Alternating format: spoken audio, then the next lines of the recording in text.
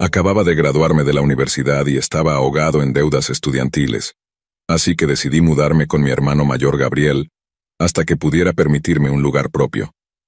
La última vez que lo vi fue hace 5 años, en su boda. Se había casado con una mujer horrible llamada Naomi.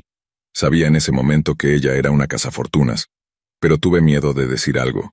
Después de la boda, Gabriel cortó todo contacto conmigo y con el resto de nuestra familia. Todo gracias a Naomi. No volví a saber de él hasta después de que se divorciaron, pero aún así no era el mismo.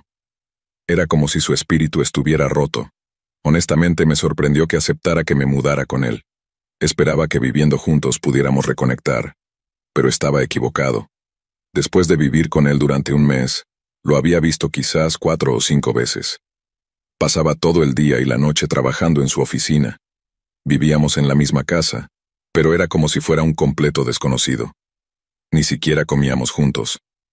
Entonces, una noche estaba en la cocina cuando bajó y dijo que tenía que hacer unos recados. Me pareció muy extraño porque eran las 11 de la noche. Traté de preguntarle a dónde iba, pero me dijo que no tenía tiempo para explicarlo. Me recordó una vez más que no debía entrar en su oficina y luego salió corriendo de la casa. A la mañana siguiente noté que su coche no estaba en el camino de entrada. Traté de llamarlo, pero no contestó. Pude escuchar su teléfono sonando dentro de su oficina, lo que significaba que lo había dejado. Sabía que no debía entrar allí, pero no tenía otra opción. Estaba preocupado por él. Así que abrí la puerta de la oficina, sorprendido de que la hubiera dejado sin llave. Todas las luces estaban apagadas, pero la pantalla de su computadora seguía encendida. Tenía su navegador abierto y era claro que había entrado en cosas raras de la web oscura. Vi algún tipo de página web, mayormente negra con un par de docenas de pequeños logos de diferentes armas, desde cuerdas hasta explosivos. 4 de las armas estaban resaltadas. Cadenas, un bate de béisbol con clavos saliendo, 2 cuchillos diferentes y un soplete. Esas eran las que él había seleccionado, y al final de la pantalla había una dirección y un precio: 600 bitcoins. Tomé una foto con mi teléfono y luego corrí hacia mi coche. Si mi hermano estaba metido en algo ilegal, tenía que detenerlo. Armado con un gas pimienta, conduje hasta la dirección, que resultó ser un viejo almacén a las afueras de la ciudad. El lugar parecía completamente abandonado excepto por el coche de Mark estacionado detrás de unos contenedores. En ese momento, me arrepentí de no haber llamado a la policía. Este no era un lugar seguro, pero ya era demasiado tarde. Tenía que entrar y ver por mí mismo. Me arrastré a través de un hueco en la cerca de alambre y encontré una entrada lateral que estaba sin llave. Muy silenciosamente me colé dentro. El interior del almacén estaba dividido en varias habitaciones oscuras, cada una llena de viejos equipos de fábrica y jaulas de metal. Estaba muy tranquilo, excepto por un suave tintineo de cadenas proveniente de algún lugar en la parte trasera. Seguí ese sonido hasta que llegué a una puerta de metal. Reuní el coraje y entré. De inmediato vi a una mujer encadenada al suelo. La mitad de su cara estaba horriblemente quemada, pero aún podía reconocerla. Era Naomi, la ex esposa de Gabriel. Estaba tan aturdida que al principio no me notó. Delante de ella había una mesa cubierta con las armas que Gabriel había pedido por internet: los cuchillos, el bate de béisbol y el lanzallamas. Estaba tan asqueado por lo que vi que me quedé paralizado. De repente las cadenas de Naomi hicieron ruido contra el suelo. Me había visto. Extendió la mano pidiendo ayuda silenciosamente, y vi que 2 de sus dedos parecían rotos. ¿Qué le había hecho Gabriel? Tomé la llave de la mesa y corrí hacia Naomi. Tenía que liberarla. Me agaché y le pregunté qué estaba pasando. Ella trató de responder, pero no pude entenderla muy bien. Aún así, no necesitaba una explicación para saber que Gabriel había pasado toda la noche torturándola. Con su mano sin dedos, me señaló una puerta al costado. Supuse que Gabriel estaba allí. Tenía que liberarla antes de que él regresara. Con las manos temblorosas le quité las cadenas y la ayudé a ponerse de pie. Murmuró algo que sonaba un poco como «date prisa». Mientras la guiaba hacia la salida, escuché la puerta abrirse detrás de nosotros. Gabriel llevaba una máscara de soldador en la cara. Corrió hacia nosotros. Quería pensar que no atacaría a su propia hermana, pero después de lo que le había hecho a Naomi, no sabía de lo que era capaz. Venía corriendo a toda velocidad y sin pensar, Tomé el bate de béisbol de la mesa y lo golpeé en el estómago. Los clavos se le clavaron y cayó instantáneamente al suelo. ¿Había matado a mi propio hermano? Me sentí terrible, pero cuando le quité la máscara vi que no era Gabriel. Era un completo desconocido. Obviamente el sicario que había contratado en línea. Pero entonces, ¿dónde estaba Gabriel? Naomi seguía señalando hacia la habitación al costado, así que pasé por encima del cuerpo y miré adentro. Allí estaba Gabriel, dormido en el sofá. Sonreía. Supongo que solo quería quedarse allí mientras el sicario torturaba a su ex esposa. Saqué mi teléfono para llamar al 911, pero Naomi me tocó el hombro. «Vete», trató de decirme. Me miró con su único ojo sano suplicando. Fue entonces cuando tomé una decisión horrible. «Está bien», le dije, y la dejé allí. Al salir del almacén miré por encima del hombro y vi a Naomi agarrar el lanzallamas. Cuando estaba afuera llamé a la policía, y mientras esperaba que llegaran pude escuchar a alguien, un hombre, gritar a través de las paredes.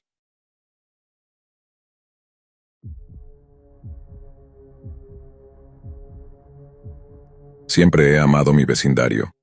Es tranquilo, amigable, el tipo de lugar donde puedes dejar las puertas sin seguro sin preocuparte por nada. He vivido en estos suburbios casi toda mi vida. Siempre han sido lindos, pintorescos, y exactamente lo que la gente imagina cuando piensan en la América de clase media. No todos nos conocemos por nombre ni nada de eso. Esto no es Mayberry. Pero teníamos un buen entendimiento de la comunidad y cómo funcionaban las cosas. El crimen era mínimo, al menos de lo que recuerdo, pero como sabemos, esas cosas siempre pueden cambiar. Durante la pandemia de COVID fue cuando nos pasó. Empezaron a aparecer caras extrañas y noté a personas que no encajaban del todo. Esto estaba sucediendo en todo Estados Unidos. La gente estaba huyendo de las ciudades por cientos, si no miles, y se desbordaban hacia las pequeñas comunidades periféricas y suburbios, pensando que serían más laxos con los protocolos y procedimientos. Y aunque tenían razón, eso solo era porque teníamos una población limitada. Una vez que llegaron 10,000 personas más al pueblo, llenaron los hoteles y empezaron a dormir en sus coches en las calles, las cosas cambiaron. Y tuvimos las mismas leyes y restricciones que esas grandes ciudades. Al principio pensé que era solo mi imaginación, pero a medida que pasaban las semanas, me di cuenta de que algo estaba mal. No era nada importante, pero definitivamente captó mi atención. Trabajaba desde casa en ese momento, y con menos que hacer, me encontré vigilando el vecindario. Y fue entonces cuando vi este coche viejo y destartalado con los guardabarros oxidados y las ventanas cubiertas. Simplemente parecía problemático. Estacionado frente a la casa de los Johnson, donde vivían chicos de secundaria. Pensé que tal vez pertenecía a un amigo visitante, pero algo en él simplemente me hizo sentir incómodo. Este era el detalle que me tenía preocupado, ya que nunca había visto un coche tan cuestionable en nuestro vecindario. Lo observé, pero no vi a nadie ni nada. «Oye, cariño, ven a ver esto». Llamé a mi esposa asintiendo hacia la ventana. Ella se acercó y miró a la calle. «¿Eh? ¿Qué estoy mirando?», preguntó. «¿Ese coche no te parece extraño?», frunció el ceño. «Quizás sea solo un amigo que visita a los chicos de allí», preguntó, señalando la casa de los Johnson. Sí, tal vez tengas razón», dije, desestimándolo. «Solo llegué a una conclusión rara, ya sabes, se ve fuera de lugar». Estuvimos de acuerdo en que no encajaba, pero no había nada más que hacer, a menos que quisiéramos llamar a la policía, y no estaba tan interesado en ello.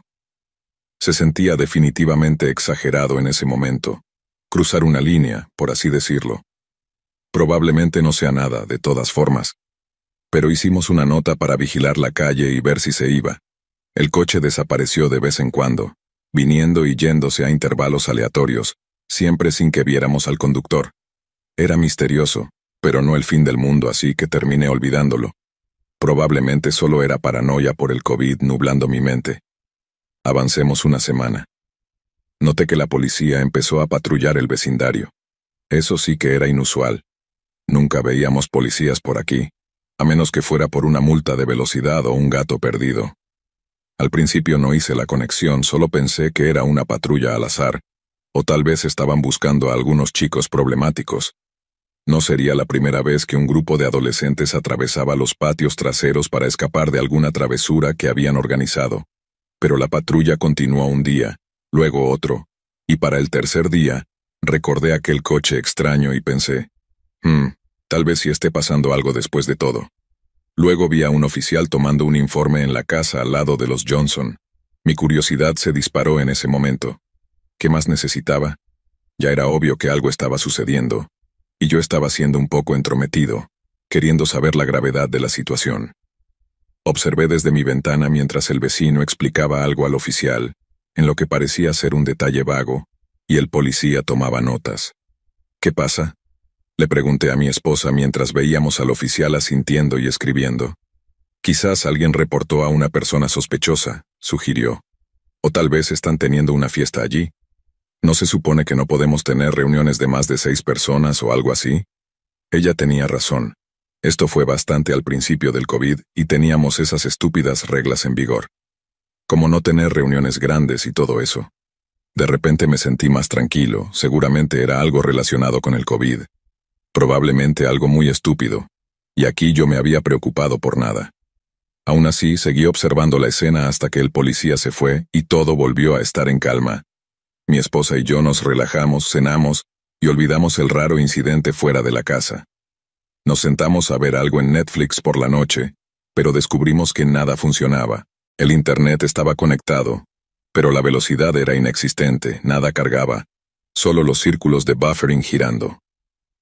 Después de unos minutos de toquetear, no sabíamos qué más hacer. Hicimos un par de llamadas a amigos, al servicio al cliente, y nadie tenía respuestas. Intentamos reiniciar el router, lo cual funcionó, pero solo por un momento. Finalmente nos dimos por vencidos y nos quedamos en el sofá. A medida que avanzaba la noche no podía quitarme de encima la sensación de que algo raro y fuera de lugar estaba sucediendo. Seguía echando un vistazo por la ventana, y fue entonces cuando los vi de nuevo.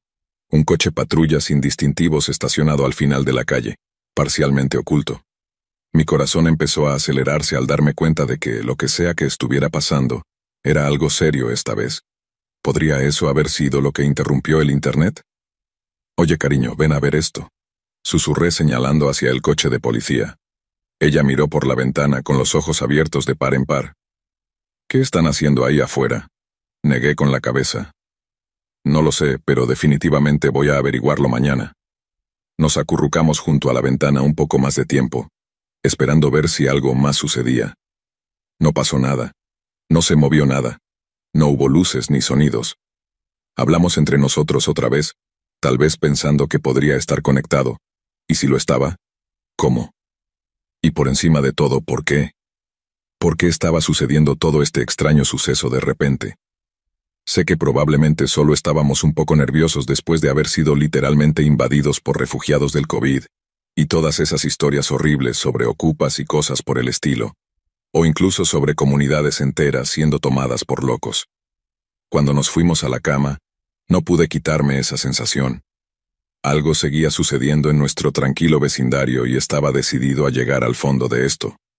Voy a hablar con los vecinos mañana, le dije a mi esposa mientras nos acomodábamos. Quizás incluso con la policía también. Ella asintió, con los ojos aún fijos en la ventana. Está bien, cariño, pero ten cuidado. Asentí, pero mientras me quedaba dormido, no podía sacudirme esa sensación.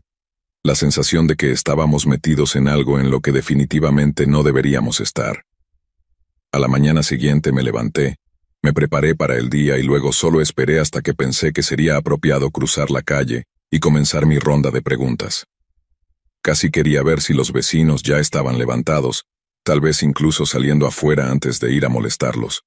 Estaba nervioso por lo que podría descubrir, pero también por no descubrir nada en absoluto. Caminé hasta la casa del vecino un minuto después, sintiendo esa sensación de inquietud. La calle estaba vacía. No había señal de ese coche extraño ni del coche de policía, lo que fue un poco molesto porque eran mis piezas clave de evidencia rara. Sin ellos, no tenía nada tangible para mostrarles, si eso tiene sentido. De todas maneras, subí a la puerta y golpeé.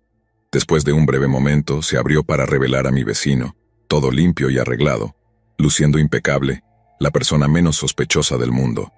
«Oye, ¿qué pasa?», pregunté, tratando de sonar súper casual.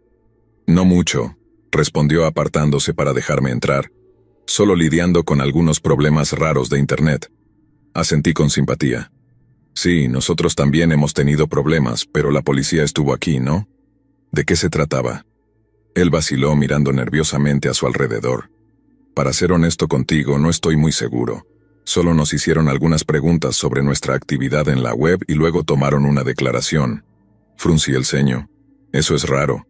¿Dijeron de qué se trataba? Sacudió la cabeza. No, solo dijeron que era un asunto de seguridad.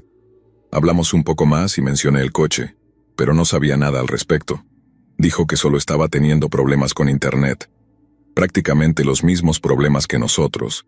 Y luego su proveedor de servicios de Internet se puso en contacto con él, aconsejándole que desconectara su módem y su router, todo lo que componía la red, y esperara desde allí. Pensó que sonaba como una estafa o algo así, pero resultó ser una compañía legítima, así que hizo lo que le indicaron.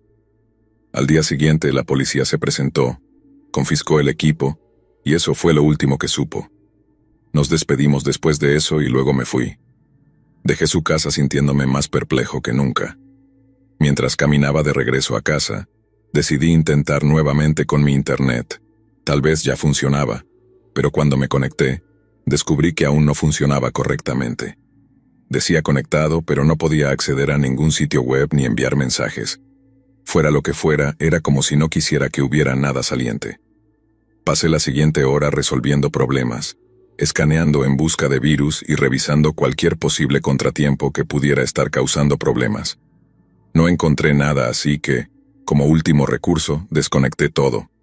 Lo dejé un rato y luego, cuando lo volví a enchufar, reinicié la red y cambié tanto el nombre como la contraseña. Por alguna razón en ese momento pensé que esto podría ayudar. Mientras todo esto estaba sucediendo, de casualidad miré afuera y vi ese coche destartalado y asqueroso. Sabía que tenía que estar involucrado en lo que sea que estaba pasando. 2 casas sin internet, la policía patrullando a todas horas. Suena como una conspiración total, lo sé. Pero terminé de configurar mi red y me subí al móvil, que aún funcionaba sin Wi-Fi, y comencé a buscar respuestas mayormente en Reddit. La mayoría de las publicaciones y comentarios que encontré hablaban de seguridad de Internet comprometida, pero eso no podía ser nuestro caso.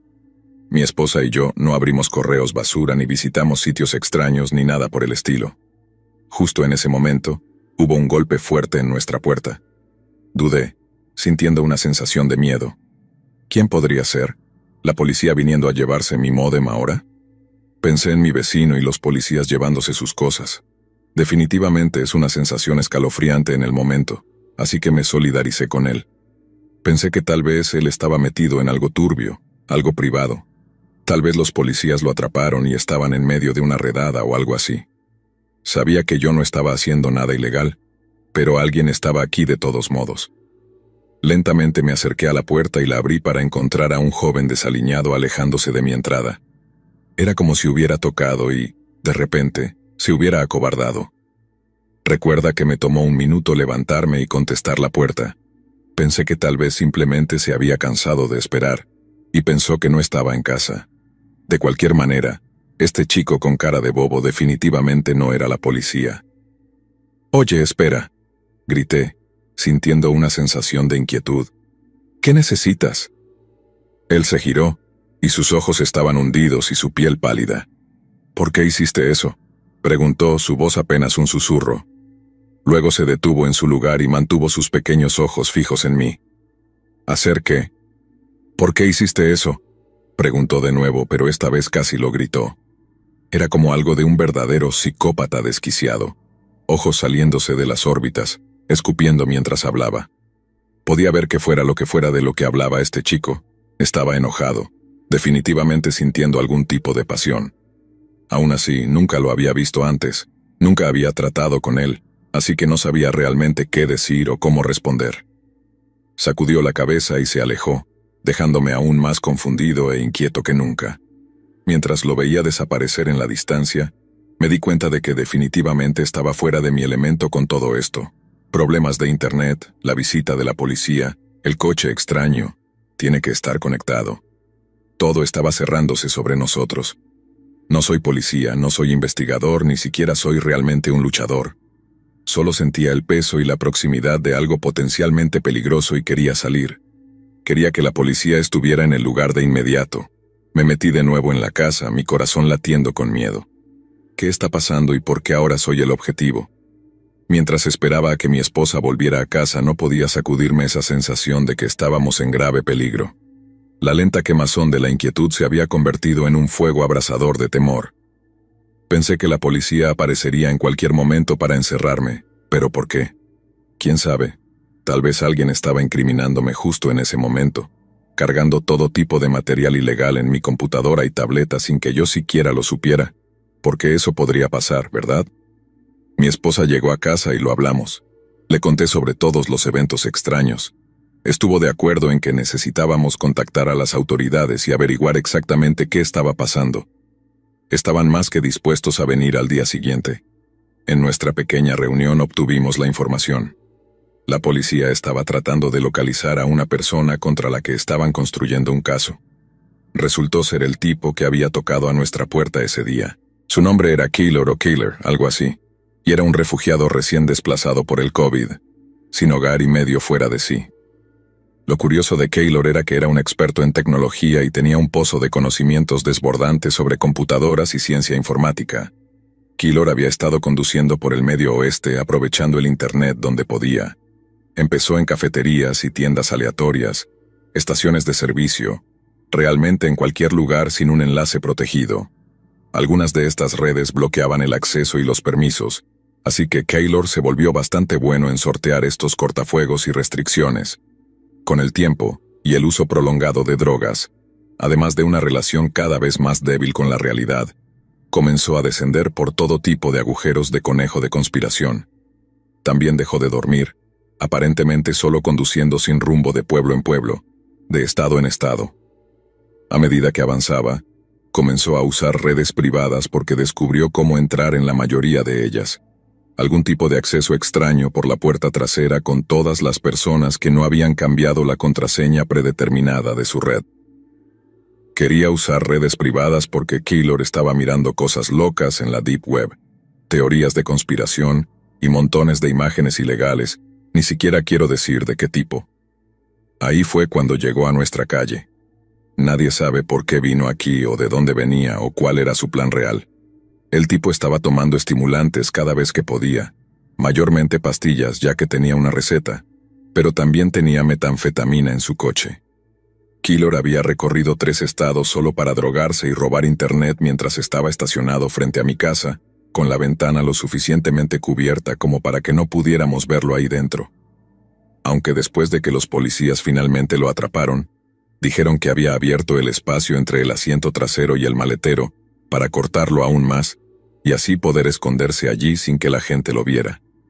Después de que armaron el caso con suficiente evidencia y vigilancia, lo tenían prácticamente acorralado allí en la calle esa tarde. Entonces actuaron y lo arrestaron. Cuando abrieron el coche, casi parecía algo sacado de Mad Max o Robocop. Cables por todos lados, baterías conectadas a todo tipo de cosas, barras de luces y paquetes de energía. Incluso tenía un pequeño ventilador instalado dentro del maletero. Era increíble, y de hecho impresionante de ver. Este chico probablemente era un genio legítimo, pero no tenía una capacidad útil para ello.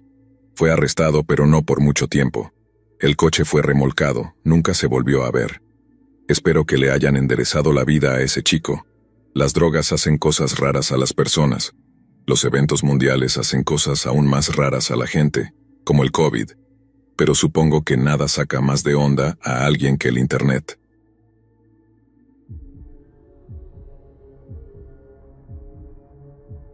Nunca había estado en la Deep Web. Me parecía algo estúpido, una parte ilícita de Internet con atrocidades desconocidas acechando en cada rincón. Pero estaba trabajando en mi tesis de maestría en sociología y pensé que un ensayo sobre la subcultura de Internet sonaba interesante. Me junté con un amigo y él me habló de Tor y me mostró las diferentes precauciones que podía tomar para proteger mi identidad y mi computadora mientras navegaba en la Deep Web. Estaba listo para explorar esta colmena bizarra de la que tanto había oído hablar. Ni qué decir, Durante unas 2 semanas estuve revisando sitios web antiguos que parecían haber sido desarrollados en los 90, reliquias oscuras de Internet flotando en medio de la nada, sitios web abandonados por el tiempo. La mayoría era basura aburrida. Muchos teóricos de conspiraciones nazis, traficantes de drogas, pedófilos. Era lo que esperaba. Me habría conformado con hacer mi trabajo sobre subculturas nazis en la Deep Web, o tal vez sobre pedófilos, pero me topé con algo que realmente me interesó. Era un foro titulado, torpemente, Entusiastas del Suicidio. El nombre me llevó a creer que el foro no era de origen angloparlante. El foro en sí tenía una amplia variedad multinacional de tableros para usuarios de diferentes países. Vi tableros en español, francés, turco, chino. Una gran variedad de tableros, pero había un tema común. Todos en los tableros estaban obsesionados fanáticamente con el suicidio. Las personas en los tableros de habla inglesa compartían diferentes ideas sobre el suicidio, cómo ejecutarlo, cómo disminuir el dolor para quienes tenían miedo de sufrir, historias sobre amigos que se habían suicidado, fetichistas del suicidio compartiendo fotos explícitas entre ellos, personas teniendo discusiones filosóficas sobre el suicidio. No parecía tener fin. Luego, en uno de los tableros noté que algunas personas hablaban de algo llamado el show del suicidio. «¿Es esta noche, lo vas a ver?», decía uno. «No, no puedo, mañana tengo un gran día. Planeo ir al trabajo con mi calibre 38 y matar a mi jefe. Luego me suicidaré», respondía el otro. Me estremecí al leer esto. El show del suicidio. Si era lo que parecía, debía ser algún tipo de webcast con un montón de personas suicidándose. Sentí un nudo en el estómago y mis palmas estaban sudorosas, pero mi mente estaba llena de curiosidad. Tenía que averiguar de qué se trataba este show. Este culto al suicidio ya me había dado suficiente material para una tesis emocionante, pero esto sería el santo grial. Descubrí que este show salía al aire a la 1 en mi zona, y busqué hasta que encontré un enlace al show. Tenía un gran nudo en la garganta y sé que debía estar sudoroso, pero no podía dejar que mis nervios se interpusieran en el camino de mi investigación. Después de todo, estaba haciendo un trabajo importante. La transmisión en vivo comenzó con una música de fondo inquietante. La calidad de la película era granulada, como si se hubiera filmado con un teléfono móvil o una cámara barata. Una mujer con un micrófono agarrado fuertemente con ambas manos estaba allí, con una sonrisa forzada en la cara. Pude ver su rímel corrido por su cara, como si hubiera estado llorando. Parecía tener unos 40 años, era asiática y se veía increíblemente incómoda y asustada. Agarré el reposabrazos de mi silla, mis uñas se hundieron en él. Me ponía nervioso, todo esto me hacía sentir incómodo, pero esto estaba poniéndose mucho más extraño. Comenzó a hablar en un idioma extranjero, así que rápidamente hice clic en el botón que mostraba subtítulos en inglés en la pantalla. «Bienvenidos al show del suicidio. Seré su anfitriona esta noche», dijo, su tono tembloroso e inseguro. Solo el sonido de su voz asustada hacía que esto fuera mucho más surrealista y ligeramente nauseabundo. «Empecemos el show», gritó con una alegría nerviosa e impuesta. Levantó un brazo en el aire apretando los dientes en una sonrisa nerviosa y una lágrima rodando por su ojo. Esto tenía que ser falso. Era raro, pero no había forma de que realmente fuera a ser testigo de lo que creía que iba a presenciar. Estaban haciendo todo lo posible por convencerme de que esto era algún tipo de macabro programa de juegos del infierno, que esta mujer estaba siendo retenida contra su voluntad, como si estuviera con un arma en la cabeza, pero no lo creía. No había forma de que esto estuviera realmente sucediendo. Nuestro primer concursante es de Nueva York. Su nombre es Robert Howard. Leyó de la tarjeta nerviosamente, mirando de reojo a la cámara con ojos desorbitados. Luego bajó la tarjeta. Pude ver que le temblaba la mano, y otra vez apareció esa sonrisa forzada mientras levantaba una mano al aire. Un foco iluminó el área alrededor de un hombre sentado en una silla. Tenía una escopeta en las manos. Sentí que mis uñas se hundían más en el reposabrazos. Apreté los dientes y observé con horror. Él levantó la escopeta a su boca. Vi lágrimas correr por sus ojos y disparó. Pude ver el interior de su boca iluminarse por un breve segundo cuando el disparo sonó sorprendentemente fuerte. Me sobresalté en mi silla por el sonido del estallido. Vi cómo su cabeza se sacudió brevemente hacia atrás, mientras una descarga de cerebro y sangre impactaba en la pared detrás de él. Luego, Su cabeza se inclinó hacia adelante. Su cuerpo se desplomó, doblándose sobre sí mismo. Su cabeza colgaba. Podía ver la parte superior de su cabeza, la sangre y el caos, y podía ver humo flotando en el aire donde había penetrado el disparo. He visto muchas películas de terror y he visto mucho gore en internet como para saber la diferencia. Puse una mano en mi boca. Sentí como el aire salía de mis pulmones mientras miraba en un terror abrumador. «Jueces», gritó la mujer, levantando el brazo mientras la cámara barata se balanceaba para destacar a 3 personas sentadas en una mesa. Llevaban máscaras negras con cremalleras que formaban sonrisas para las bocas y cinta adhesiva que formaba X sobre sus ojos, con pequeños agujeros para que pudieran ver el show. Un juez levantó un 3.8, el otro un 4.0 y el último un 3.5. Nuestro siguiente concursante es Gerardo Torresani de Los Ángeles, dijo mientras avanzaba hacia el siguiente hombre. Este hombre estaba de pie, sin camiseta y con un simple par de jeans. Sostenía algo en su mano derecha y tenía la cabeza inclinada. Parecía que se estaba concentrando, tratando de armarse de valor, y apretaba los dientes con fuerza. Su cuerpo temblaba, y de repente empezó a gritar furiosamente mientras llevaba un cuchillo de carnicero a su cuello, y comenzaba a cortar. El cuchillo cortaba toscamente su piel, rasgando la carne, pero no logró atravesar completamente su garganta antes de caer de rodillas y sujetarse el cuello con las manos. Vi sangre brotar por todo el suelo y salir a chorros de la herida abierta. Sus ojos se iluminaron con miedo mientras se ahogaba con su propia sangre. «¡Mírenlo!», exclamó la mujer, su voz una mezcla de falso entusiasmo, pánico y algo similar al asco. Se desplomó en el suelo, sus piernas pateaban mientras luchaba por respirar. «¡Jueces!», dijo la mujer nuevamente mientras la cámara se balanceaba una vez más. Los jueces levantaron un 4.8, un 4.9 y un 4.7, respectivamente. Hubo otros 2 concursantes, pero no pude ver más. Cerré la transmisión y caminé hacia la ventana. Tenía que recuperar el aliento, mi corazón estaba acelerado. ¿Qué acababa de ver? Esa noche no dormí. Podía ver al hombre que se había cortado la garganta. Podía ver sus ojos mientras luchaba por respirar con la garganta llena de su propia sangre. Podía ver sus manos ensangrentadas agarrándose el cuello en una combinación de instinto y arrepentimiento. Podía verlo pateando en el suelo, de costado, en un charco de su propia sangre. Cada vez que cerraba los ojos, eso era todo lo que veía. Ni qué decir, abandoné el trabajo sobre los entusiastas del suicidio.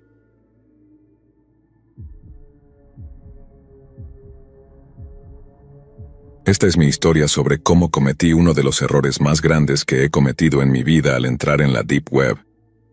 En cada grupo de amigos, hay ciertas personas que cumplen ciertos roles. El nerd, el molesto y el que parece mantener al grupo unido. Yo siempre fui el callado, generalmente me mantenía dentro del grupo y miraba al suelo durante cualquier confrontación social. Supongo que podrías llamarme tímido.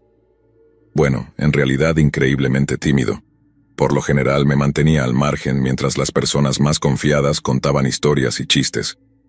Un día, durante el almuerzo, otro miembro más sociable del grupo, Jackson, el psicópata, tomó el escenario. Estaba hablando sobre los videos de shock habituales que había encontrado.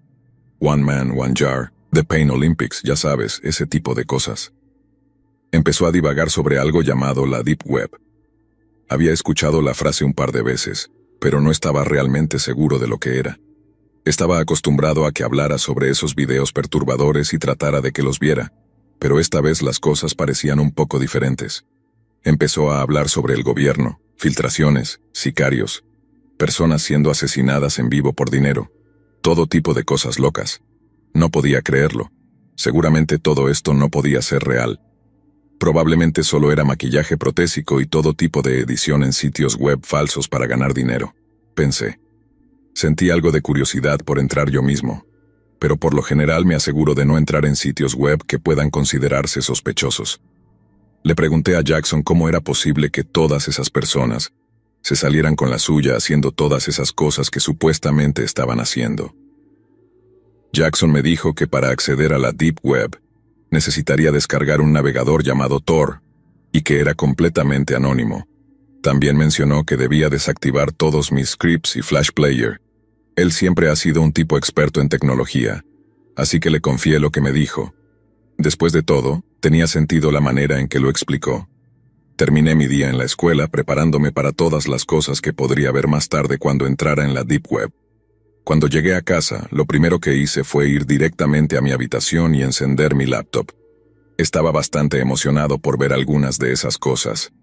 Después de todo, siempre me ha interesado un poco lo de los experimentos ocultos del gobierno y cosas por el estilo. Después de unas horas de investigación y descargas, finalmente estaba listo para entrar. Estaba listo para visitar la Deep Web. Justo cuando estaba a punto de comenzar mi viaje a este agujero del infierno de la mente humana, escuché un golpe en la puerta. Era mi madre. Me dijo que la cena estaba lista y que debía comer antes de que se enfriara. Pero realmente no quería esperar después de horas de preparación, así que le dije que tenía un gran ensayo para la escuela. De lo contrario, pensaría que algo estaba mal, ya que no era común que me saltara la cena sin razón. Volví a mi laptop. Había leído durante mi investigación que la mejor manera de buscar sitios web era a través del Hidden Wiki. Así que ese fue el primer lugar que visité. No era exactamente lo que estaba esperando. Los enlaces eran solo letras y números al azar.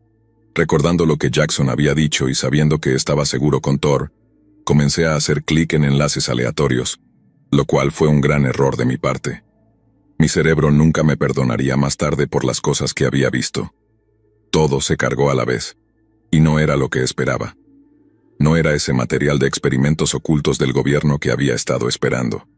Eran imágenes verdaderamente repugnantes de pornografía infantil, cuerpos mutilados, torturas, sitios de cultos religiosos violentos. Me tapé la boca mientras mi cuerpo se estremecía incontrolablemente y trataba de no vomitar. No podía soportarlo más. Tenía que salir de allí de inmediato. Empecé a cerrar todas las pestañas que había abierto sin pensar, todas al mismo tiempo, cada pestaña lentamente devolviendo la náusea que estaba tratando tan arduamente de suprimir. Y fue entonces cuando algo raro sucedió. Había llegado a la última pestaña de mi navegador y no se cerraba. No importaba cuántas veces hiciera clic en el botón de cerrar, no funcionaba. Se abrió un video en mi pantalla, y al principio no era nada demasiado loco. Un hombre sentado en una habitación oscura con una máscara puesta, solo mirando a la cámara. Sin embargo, había algo tan inquietante y raro en él. Sus ojos estaban muy abiertos y llenos de sangre, y había un símbolo extraño en su máscara. Es algo que tendrías que presenciar tú mismo para entender lo aterrador que realmente era. Y aquí fue cuando las cosas empeoraron, muchísimo. Las luces parpadearon, revelando a un niño pequeño atado en una esquina, desangrándose por lo que parecía ser un golpe con una palanca que yacía en el suelo, cubierta de sangre junto a él. Había tenido suficiente. Golpeé el botón de encendido con fuerza, mis manos temblando ante lo que estaba viendo. Pero no se apagaba. No importaba cuántas veces lo presionara o lo fuerte que lo hiciera, no se apagaba. El hombre se acercó a la cámara y esbozó una sonrisa rápida, con los dientes descuidados y podridos, antes de caminar hacia el niño en la esquina.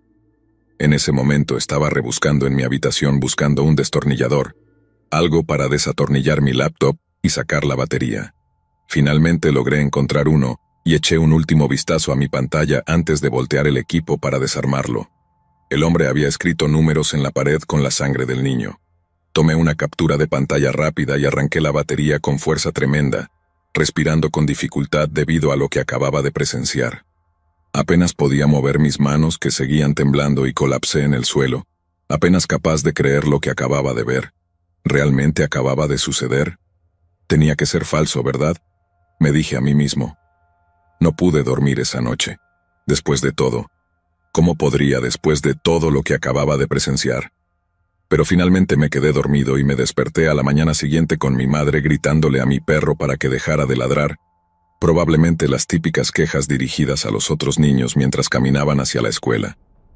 Me levanté y vi la batería de mi laptop en el suelo, recordándome que todo eso efectivamente había sucedido la noche anterior.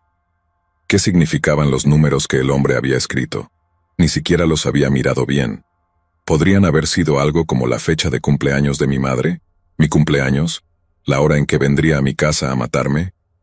De cualquier manera necesitaba pruebas para mostrarle a Jackson que todo esto realmente me había pasado. Asustado, Volví a poner la batería y encendí mi computadora, con los pensamientos de la noche anterior aún atormentando mi mente. Encontré la captura de pantalla que había tomado la noche anterior, cuando escuché un golpe en la puerta. Era mi madre recordándome que era hora de ir a la escuela. Tal vez Jackson sabría qué significaban esos números, pensé. Tomé una foto de la captura de pantalla con mi teléfono y luego me fui a la escuela. Cada clase parecía durar más que la anterior, hasta que finalmente llegó la hora del almuerzo. Describí todo lo que había pasado la noche anterior a Jackson y le mostré la imagen, pero cuando lo hice su piel se puso pálida y su rostro se llenó de horror. No importaba cuáles fueran los números, tenía que saber qué significaban.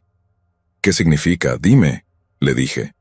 Me miró y dijo, «Amigo, esa es tu dirección IP». Instantáneamente mi corazón se hundió lleno de ira hacia Jackson.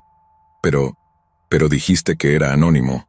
Hice todo lo que me dijiste, y ahora algún loco tiene mi dirección IP. Fue entonces cuando me di cuenta. Me había olvidado de desactivar los scripts y Flash Player como me había dicho. Había logrado contener la náusea antes, pero ya no pude más. No pasó mucho tiempo antes de que estuviera en el baño de mi escuela, inclinado sobre uno de los cubículos vomitando, lo que me ganó un pase gratis a casa por parte de la enfermera. Al llegar a la entrada de mi casa, todo estaba más silencioso de lo normal. Al entrar, descubrí que mi casa había sido saqueada. El hombre del video había ido a mi casa mientras yo estaba en la escuela y lo había destruido todo. Todo nuestro dinero había desaparecido, todos nuestros objetos de valor se habían ido, y nuestras habitaciones estaban destruidas. Impactado llamé a mi madre y lo mejor que pude con mi respiración agitada y palabras entrecortadas, le dije que nuestra casa había sido robada. Debió haber salido volando del trabajo, porque no pasaron ni 10 minutos antes de que llegara a casa y me diera un abrazo fuerte, con lágrimas en los ojos.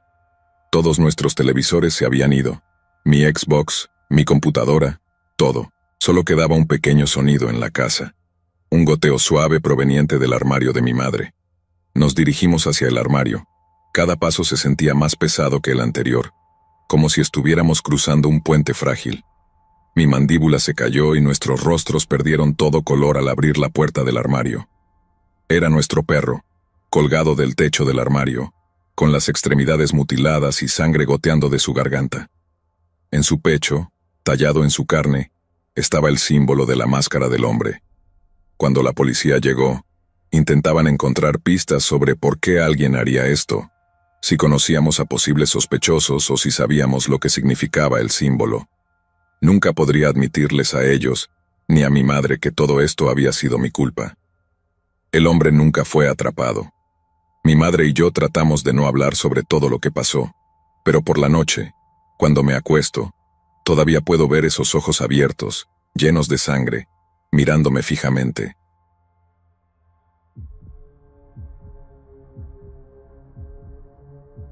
Siempre he tenido un gran interés por lo que comúnmente se conoce como la Deep Web, y aunque la Deep Web tiene algunos buenos usos, también tiene un lado increíblemente oscuro. La Dark Web es el pequeño rincón de la Deep Web que contiene este contenido estereotípico: drogas, pornografía infantil, etc. Eso es lo que ha hecho famosa a la Deep Web. Di mis primeros pasos en esta pequeña excavación hacia las partes más oscuras de sitios anónimos para desmentir el estereotipo de que la Deep Web es más un hogar de sitios web oscuros e ilegales que de algo bueno. Bueno, salí de esto con más de lo que esperaba, y ahora mi visión de la humanidad en general ha cambiado para siempre. El primer sitio que visité se llamaba Centrex. Centrex era uno de los mercados generales más conocidos, por así decirlo. Un buen ejemplo de comparación sería Agora o Silk Road. Ahora, según lo que escuché a través de muchas preguntas en la sala de chat durante un par de días, Centrex ha estado en funcionamiento durante unos 11 meses y no ha sido cerrado, lo que me sorprende porque tiene todo lo que Agatha o Silk Road ofrecían, pero en mayor medida y con mucha más variedad, lo que algunos sitios dedican a ser su producto de venta principal. Centrex lo tenía como subcategorías. Por dar solo unos pocos ejemplos breves: películas snuff, todas las variedades de drogas, todo tipo de documentos falsos, licencias, lo que quieras. También conocí a un tipo en una sala de chat que fue agradable, en la medida en que se puede ser amable siendo un usuario activo de la Dark Web. Verificó algunos de los enlaces que había recopilado y vagamente Me guió hacia otros sitios para mi uso personal.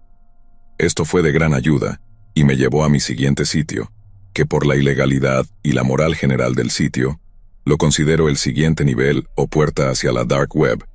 El sitio se llamaba Brink Warehouse. Brink Warehouse era bastante fascinante, no horrífico en gran medida, pero tenía un tipo de contragolpe oscuro.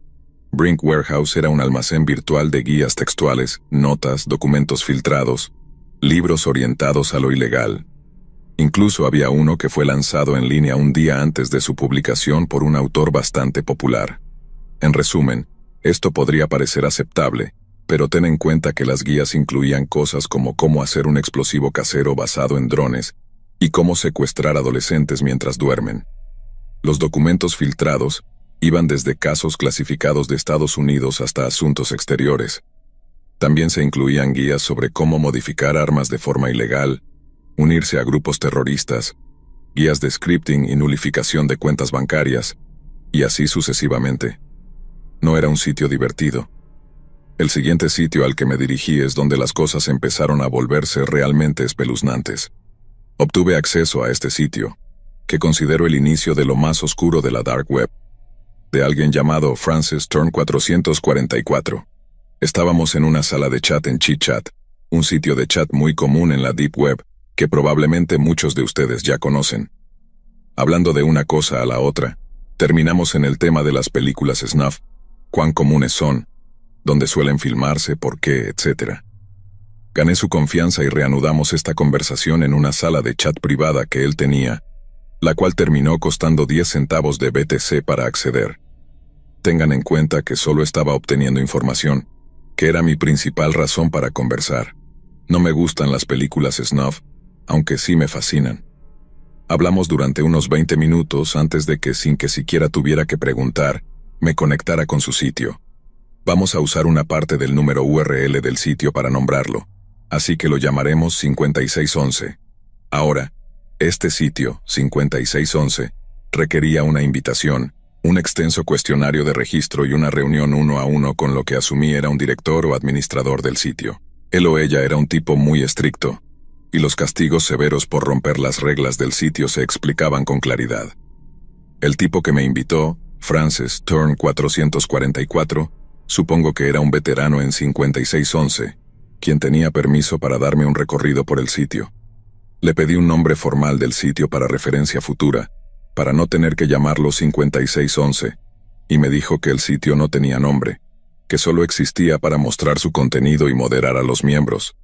El título, dijo, solo facilitaría su identificación, algo que no querían que sucediera. 5611 tenía una pequeña membresía, la cual, según él, los administradores del sitio cuidaban muy bien, ya que la membresía costaba 1.5 Bitcoin mensuales, aproximadamente $350. Al ingresar al sitio, tuve que marcar la casilla de ¿tienes más de 18 años? Por quinta vez desde que comencé a registrarme. Finalmente entré.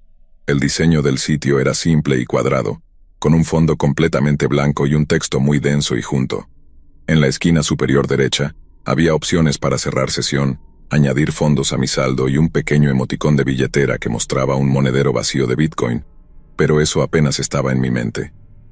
Mi atención estaba centrada en el centro de la pantalla. En una sola fila, en el centro de la pantalla, había cuadros con subtítulos y descripciones. El primero mostraba una mesa con varias cuchillas y armas contundentes dispuestas. El título era Muerte lenta mientras duerme, mujer de 24 años, con un precio de 2.25 Bitcoin. A un lado, un temporizador en texto verde contaba hacia atrás, 11 minutos con 51 segundos, 11:50, 11:49. Debajo del temporizador, en la misma fuente verde, se leía 78 de 100. Unos segundos después, el 78 se convirtió en 79. La realidad me golpeó en la cara como un bate. Este era un sitio de películas snuff pagadas. Con la mano temblorosa seguí desplazándome hacia abajo entre las aparentemente interminables capturas de pantalla y subtítulos. Uno me llamó la atención rápidamente. Ver indigente, 0.22 Bitcoin, vista grande, baja calidad. Era como un título llamativo de YouTube, pero parecía estar funcionando. En la misma fuente verde se leía 783 de 1000, un número asombroso a mis ojos. Decidí que esto necesitaba ser documentado, así que hice una transacción rápida. Puse una cantidad pequeña de Bitcoin en mi monedero del sitio y presioné la flecha para ingresar. Tardó 1 minuto o 2 en completar la transacción, y después de unos 5 minutos de buffer, estaba dentro de la transmisión. No había cuadro de chat, solo un ligero borde gris y estático. El mismo temporizador verde ahora estaba en la esquina inferior derecha de la pantalla. 3, 2, 1. El video comenzó mostrando una calle de la ciudad. Parecía haber escritura árabe en varios letreros de tiendas y anuncios. La luz de los postes de la calle daba un brillo borroso a la escena. El camarógrafo, desde la posición de la cámara, parecía estar apoyado contra una pared.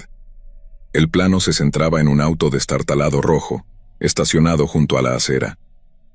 Desde el costado de la vista de la cámara, un dedo enguantado apuntaba hacia la entrada de un callejón oscuro donde un hombre yacía de costado como un montón de trapos respirando. Evidentemente un indigente y solo. El dedo hacía un gesto hacia el auto, y 3 hombres salieron del vehículo y caminaron junto a las fachadas de las tiendas hacia la figura durmiente. La calidad era pésima, pero aún podía distinguirse la escena, y mi horrenda imaginación no hacía más que intensificar lo que estaba por suceder. A unos 5 metros de la víctima indigente, el grupo delgado de matones sacó máscaras de teatro blancas de sus chaquetas, sacaron pequeñas armas y se abalanzaron sobre la esquina hacia la víctima inocente y desprevenida. La cámara captó el sonido rápido de los pasos mientras el camarógrafo corría hacia la escena, filmando a los matones golpeando y pateando al hombre para despertarlo. «Córtalo», ordenó el camarógrafo con un acento grueso. El matón comenzó a cortar a la víctima a una velocidad salvaje, como hienas desgarrando a su presa. La sangre salpicó la pared y las máscaras blancas de los matones. Era horrible. Apenas pude contener mi estómago. Apagué Tor, tomé algunas medidas de seguridad más y apagué mi computadora, respirando hondo y tomando un sorbo de una Coors Light. Así fue mi experiencia en la Dark Web. No recomiendo que nadie entre en ella. No dejen que su curiosidad los domine.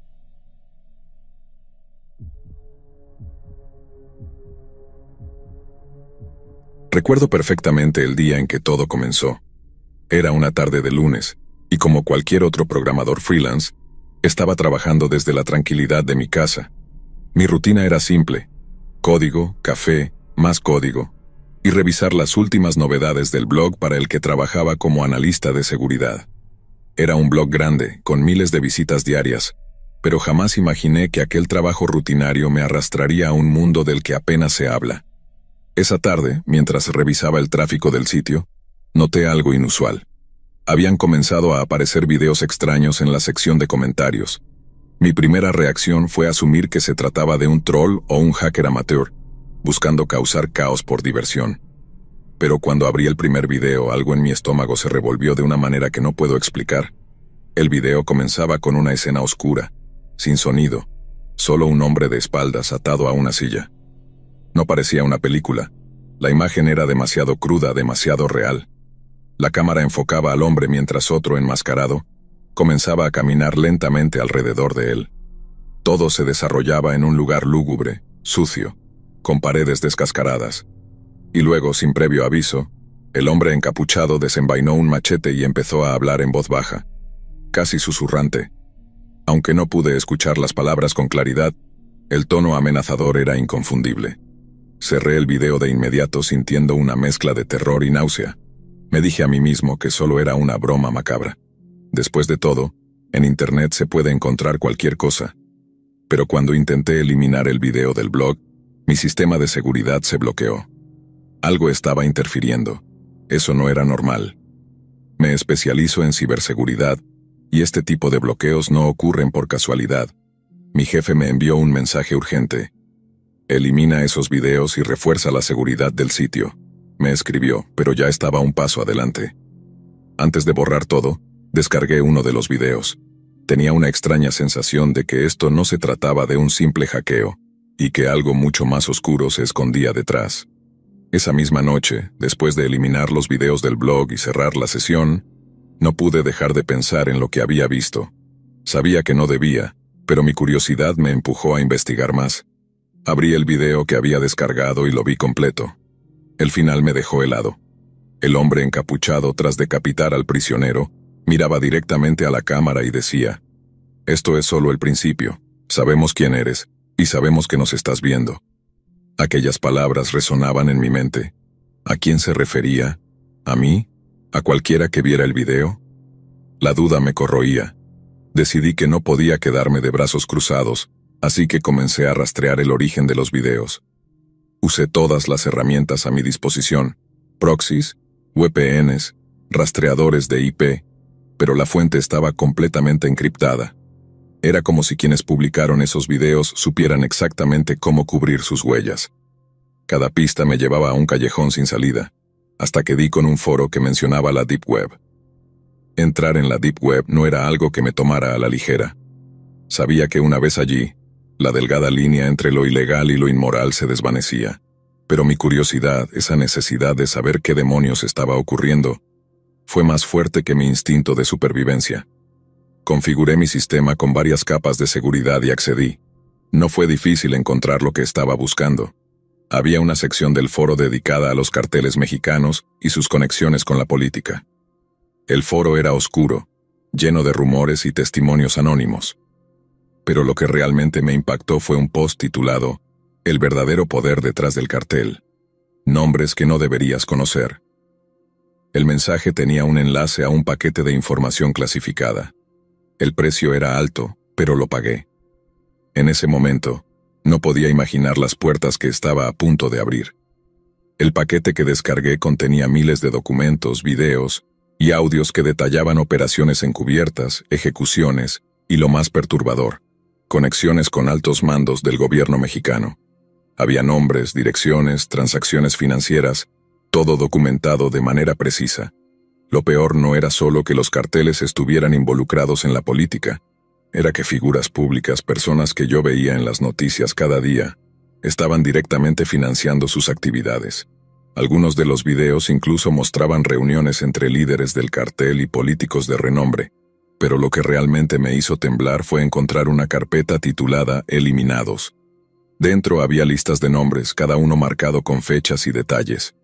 Estas personas habían sido asesinadas o desaparecidas, periodistas, activistas, abogados, y entre ellos reconocí a un periodista cuyo asesinato había sido muy publicitado el año anterior. Su muerte había sido reportada como un accidente de coche, pero aquí, entre estos archivos, vi que había sido un asesinato por encargo del propio gobierno. Mi corazón comenzó a latir con fuerza. Sabía que había ido demasiado lejos. No solo estaba viendo información altamente confidencial, estaba observando los secretos más oscuros de un sistema corrupto. Cerré los archivos y respiré hondo, pero el daño ya estaba hecho. Sabía que había visto algo que no debía, y lo peor es que quienes estaban detrás de todo esto también lo sabían. Unos días después de descargar esa información, comenzaron a suceder cosas que no podía ignorar. Mi internet se volvía inusualmente lento. Recibía llamadas de números desconocidos que colgaban al segundo. Y una noche, mientras volvía a casa, un coche negro comenzó a seguirme. Al principio pensé que era coincidencia, pero tras varios kilómetros de persecución, me di cuenta de que no lo era. Me desvié por calles oscuras, traté de despistarlos, y finalmente el coche desapareció. Sabía que no podía ser una simple paranoia.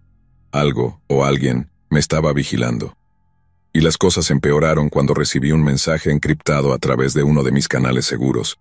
El mensaje decía: «Sabemos lo que viste. Estás en la lista». No podía creerlo. Mi primera reacción fue tratar de borrar todo, pero ya era tarde. Sabía que no importaba lo que hiciera, ya me tenían identificado. Sabían quién era, dónde vivía y lo que había visto. Estaba en peligro, y lo peor de todo es que no sabía de dónde vendría el golpe. ¿Sería de los carteles? ¿Del propio gobierno? Todo era posible. Decidí que no podía quedarme más tiempo en mi casa. Sabía que no tardarían en venir por mí, así que dejé todo atrás. Borré mi existencia digital, me deshice de mi teléfono y me fui de la ciudad. No sabía a dónde ir, solo sabía que no podía quedarme quieto. Mi única ventaja era que tenía conocimientos avanzados en ciberseguridad, lo que me permitió mantenerme un paso adelante durante un tiempo. pero vivir en constante huida es agotador. Cada vez que llegaba a una nueva ciudad, sentía que alguien me observaba. Veía coches sospechosos en las calles, personas que parecían seguirme. No sabía si era mi paranoia o si realmente me estaban rastreando, pero el miedo se convirtió en mi compañero constante. Una noche, mientras me quedaba en un motel barato en una ciudad pequeña, recibí otro mensaje. Esta vez, era una dirección. «Sabemos dónde estás», decía. El pánico me invadió. Salí corriendo del motel y conduje sin rumbo por varias horas. No podía quedarme en ningún lugar por más de unos días. Mi vida se había convertido en una constante carrera contra el tiempo. Hoy, mientras te escribo esto, estoy escondido en algún lugar. No puedo decir dónde, pero es un lugar donde creo que, al menos por un tiempo, estaré seguro. Pero no me hago ilusiones. Sé que es solo cuestión de tiempo antes de que me encuentren. La información que vi era demasiado peligrosa, y las personas que están involucradas no se detendrán ante nada para asegurarse de que nadie más la vea. Esta es mi advertencia final. Si lees esto, ten cuidado. Hay cosas en este mundo que es mejor no saber. Si alguna vez te topas con algo demasiado oscuro, demasiado peligroso, aléjate. Porque si no lo haces, como yo, puede que te encuentres en una situación de la que no podrás escapar. No sé cuánto tiempo más me queda antes de que me atrapen, pero quiero que esto quede como testimonio. Si algún día desaparezco, si nunca más vuelves a escuchar de mí, ya sabes lo que sucedió. Me silenciaron.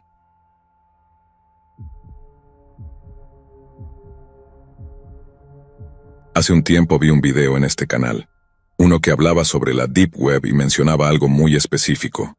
Un casino oculto en las profundidades de esa red oscura, donde se ganaba mucho dinero, pero también donde jugar podía costarte la vida. Al principio no le di mucha importancia. Ya sabes, hay tantos videos sobre teorías conspirativas y cosas extrañas que uno se acostumbra a verlos como entretenimiento, no como algo real. Pero a medida que avanzaba el video, algo dentro de mí se revolvía. Sentí un escalofrío inexplicable. Lo que no sabía en ese momento era que lo que mencionaban en ese video no era solo una historia más para asustar. No, era real, y lo sé porque lo viví de cerca. Esta historia no es mía directamente, pero afectó mi vida de una manera que aún no puedo olvidar. Se trata de un amigo cercano, alguien con quien compartí muchas cosas, y cuyo destino cambió por completo tras adentrarse en ese oscuro mundo. Todo comenzó de manera inocente, como suelen empezar estas cosas. Era una noche cualquiera, una de esas en las que te quedas hablando hasta tarde con un amigo, hablando de todo y de nada a la vez. Él era un tipo bastante común, alguien que no destacaba por tomar grandes riesgos ni meterse en problemas. Pero esa noche me habló de algo que había descubierto navegando en los rincones más oscuros de la red. Un casino en la Deep Web. Es real, tío, me dijo con una mezcla de emoción y escepticismo. Pagas en criptomonedas y las apuestas son gigantescas. Puedes ganar en minutos lo que te tomaría meses de trabajo. Y hay gente de todo el mundo apostando ahí. Parece que el dinero nunca se acaba. No pude evitar reírme en ese momento. ¿Y cómo sabes que no es solo una estafa más? Esa gente vive de sacarle el dinero a ingenuos como tú, le respondí, intentando bajarle las expectativas. Pero él estaba convencido. Lo sé porque lo he probado. Gané $5,000 la semana pasada y ya lo retiré, confesó. Mi sonrisa se desvaneció al instante. Él me mostró su cuenta bancaria y efectivamente, el dinero estaba ahí. No sabía qué decir. Era sorprendente, pero al mismo tiempo algo no me cuadraba. ¿No te parece peligroso?, le pregunté con cierta inquietud. Él se encogió de hombros. Todo está bajo anonimato. Nadie sabe quién eres ni de dónde vienes. Es un sistema completamente encriptado, no hay forma de rastrearlo. Durante las semanas siguientes, noté que mi amigo comenzaba a cambiar. No era algo evidente al principio, pero poco a poco se volvió más distante, más obsesivo. Nos veíamos con menos frecuencia y cuando hablábamos, siempre sacaba a colación el tema del casino. Esta semana gané 10,000, me decía en tono triunfal. Es como imprimir dinero. Pero había algo en su mirada que no había visto antes. Una especie de ansiedad reprimida que lo carcomía por dentro. Empecé a preocuparme. Un día decidí confrontarlo. ¿Estás seguro de que esto es seguro? Quiero decir, estás jugando con gente de la Deep Web. Ese lugar no es un juego, hay cosas horribles ahí. Pero él me respondió con una risa forzada. Tío, no es gran cosa. Mientras sigas las reglas y no hagas preguntas, todo va bien. ¿Qué reglas? Le pregunté, ya con un mal presentimiento. Simple, me dijo. Juegas, ganas y te vas. No te metas en la política del casino, no intentes saber quién está detrás. Y lo más importante, nunca ganes más de lo que deberías. Esa última frase me dejó en alerta. ¿Qué significa más de lo que deberías? Insistí. Él hizo una pausa antes de responder como si no quisiera decirlo. Hay jugadores que lo intentaron, que se volvieron demasiado codiciosos y, bueno, desaparecieron, solo eso. Nadie sabe qué les pasó, pero después de ganar grandes sumas nunca más se supo de ellos. En ese momento supe que algo iba terriblemente mal. No solo era una cuestión de apuestas, sino de vidas en juego. Pero para mi amigo, ya era demasiado tarde. Estaba demasiado adentro para retroceder. Me dijo que había una especie de límite no escrito, una cantidad de dinero que no debías superar en un periodo corto de tiempo. Si lo hacías, te convertías en un problema para la gente que manejaba el casino. Pasaron unas semanas sin saber mucho de él. Intenté llamarlo, pero rara vez contestaba. Cuando finalmente logré hablar con él, sonaba nervioso, paranoico incluso. ¿Qué pasa? Estás raro, le dije, preocupado de verdad. No es nada, solo he estado ocupado, respondió sin convencerme. Pero sabía que no me contaba todo. Algo en su tono me decía que estaba asustado. Y tenía razón. Una noche me llamó de forma desesperada, diciendo que necesitaba verme. Nos encontramos en un bar cerca de mi casa. Cuando llegó, no pude reconocer al hombre que tenía delante. Estaba pálido, con ojeras profundas y las manos temblorosas. ¿Qué te pasa? ¿Estás bien? Le pregunté sin rodeos. Él asintió, pero rápidamente comenzó a hablar. Me metí demasiado, tío. Hice exactamente lo que no debía. Gané más de lo que podía manejar y ahora me están buscando. Sus palabras me dejaron congelado. ¿Quién te está buscando?, le pregunté, aunque ya sabía la respuesta. Los dueños del casino, dijo en un susurro. No sé cómo, pero encontraron mi dirección. Me han estado enviando mensajes. Dicen que lo que gané les pertenece, que estoy jodido si no lo devuelvo. Al principio pensé que era una broma, pero luego empezaron a seguirme. He visto los mismos coches fuera de mi casa varias veces, están aquí, lo sé. Intenté calmarlo, pero era inútil. Mi amigo estaba convencido de que su vida corría peligro. ¿Qué vas a hacer?, le pregunté, aunque ya sospechaba que no tenía un plan. No lo sé, respondió. Quizá debería devolverles el dinero, pero temo que eso no sea suficiente. No es solo el dinero, es lo que sé. Vi cosas en ese casino, cosas que no debería haber visto. Pocos días después de aquella conversación, sucedió lo inevitable. Era un jueves por la mañana cuando recibí una llamada. Era la policía. Mi amigo había sido encontrado muerto en su apartamento. Al principio dijeron que parecía un suicidio, pero cuando fui a la comisaría para hablar con los oficiales, me contaron otra historia. Es raro, dijo uno de los agentes. No encontramos signos de lucha, pero hay algo que no encaja. Estaba demasiado limpio, ¿sabes? Como si alguien hubiera estado allí antes de que llegáramos. Le pregunté si había pistas, algo que pudiera señalar a un culpable. No hay nada, me dijo el oficial con un tono que denotaba frustración. Ni huellas ni testigos, solo vacío. Pero tengo la sensación de que esto no fue un suicidio. Durante los meses siguientes el caso de su muerte permaneció abierto. No había pistas, no había pruebas concluyentes. Era como si los responsables hubieran desaparecido sin dejar rastro, igual que aquellos que jugaban demasiado en ese casino. A pesar de que la causa sigue abierta, dudo que encuentren a los responsables. La verdad es que, cuando te metes en ese mundo, cuando te conviertes en una amenaza para quienes lo manejan, te conviertes en un fantasma. Alguien a quien nadie recordará, cuyo nombre desaparecerá de las investigaciones sin que nadie se pregunte qué pasó realmente. No puedo sacarme de la cabeza lo que me dijo antes de morir. Ese casino era real. Y lo peor es que sigue allí esperando a la próxima víctima que quiera ganar demasiado. Si algo puedo decirles es esto. No importa cuánto te ofrezcan, algunas apuestas no valen la pena.